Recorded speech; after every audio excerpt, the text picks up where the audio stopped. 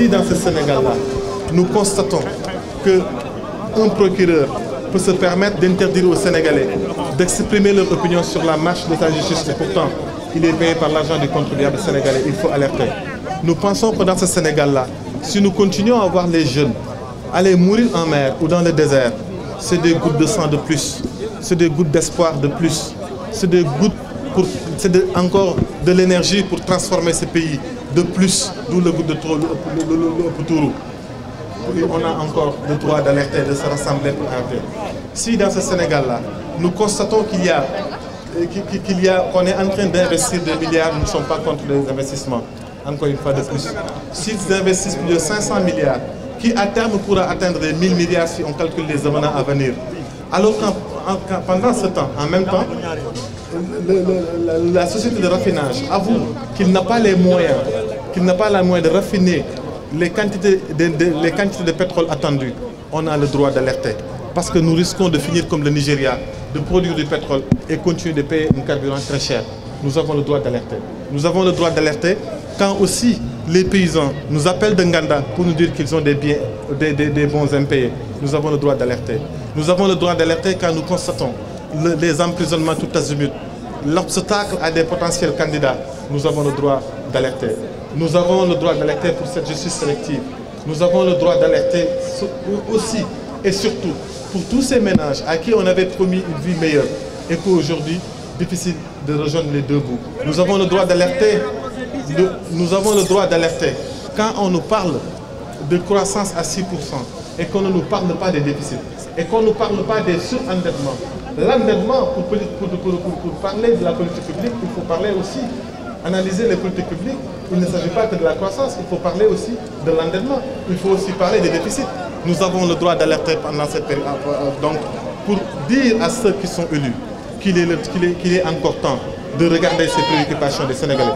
Nous sommes un mouvement Y'en a marre, oui, c'est nous qui l'avons initié. Mais ce mouvement est un instrument pour les Sénégalais. Ce sont les Sénégalais qui mobilisent Y'en a marre. C'est eux qui ont oublié qu'ici à la place de l'Obélisque, nous étions rassemblés un an après l'arrivée de Macky Sall au pouvoir pour dire ces Sénégalais qui oublient que c'est Y'en a marre qui a fait le programme Dox ak sa gox, wax ak sa maire, wax ak sa député. Les Sénégalais oublient que c'est Y'en a marre qui avait aidé les gens dans les inondations, qui avait distribué de l'eau quand les Sénégalais en avaient besoin, estimant qu'il ne faut pas brûler le pays, mais il faut donner de l'eau à ceux qui sont soif. Ces Sénégalais qui oublient que Y'en a marre était là pour dire Nyani Bagna, qu'on ne faut pas voter ce référendum. Ces Sénégalais qui oublient tous ces faits de Y'en a marre, parce qu'ils veulent que Y'en a marre leur offre une tribune, parce que les périodes c'est difficile. C'est eux qui ont mobilisé Y'en a marre. C'est eux qui sont les millions qui sont venus ici et ailleurs, à Paris, partout au niveau de la diaspora, à Montréal, pour dire qu'il faut alerter.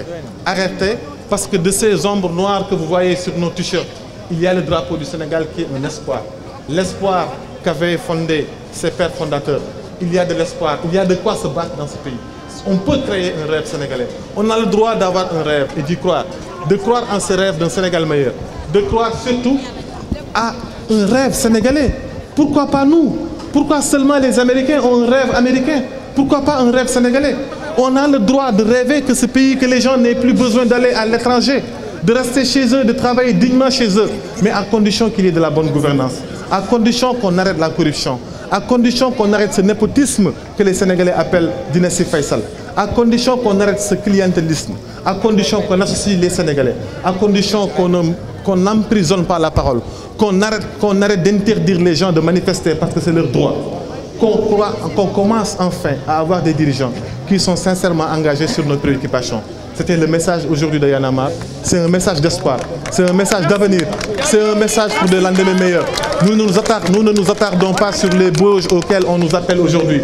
Nous ne nous attardons pas sur des polémiques inutiles d'aujourd'hui, parce que nous regardons l'avenir.